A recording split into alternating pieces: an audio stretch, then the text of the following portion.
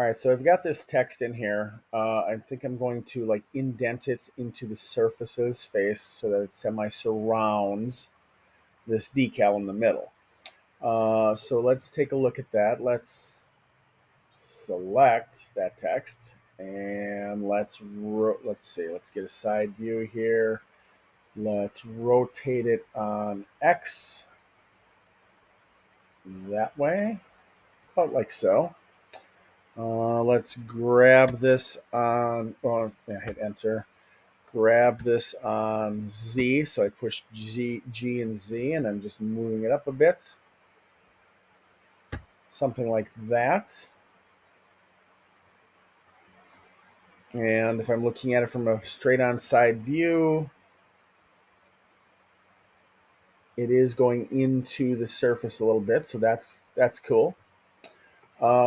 Let's go ahead to the materials and just give this, what do I have for materials? Oh, a bunch of junk from something else I was messing with. Let's create a new slot, and we'll create a new material, and we'll just call it whatever, letters. And I'm just going to give it a color, just a little bit of something. There we go. All right, so that's looking all right. And then I think what we'll do is, just like we've done in the past, we'll do a Boolean. Trying to, I could do an additive or subtractive Boolean depending on how this plays out. I guess since I'm doing this as a separate material, I will do it as a subtractive Boolean. And maybe what I'll do is next video, I'll do just what I just did before, create this, going up here, and I'll do that as an additive Boolean. Why not? Oh, I should learn how to spell. All right, so let's go ahead and do that. So I will grab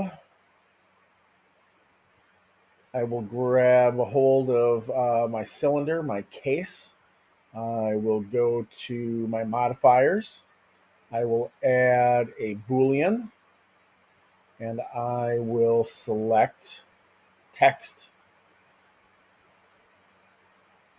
It's taking a moment. See what happens. There we go. I'm going to leave it on difference, and I will go ahead and I will apply.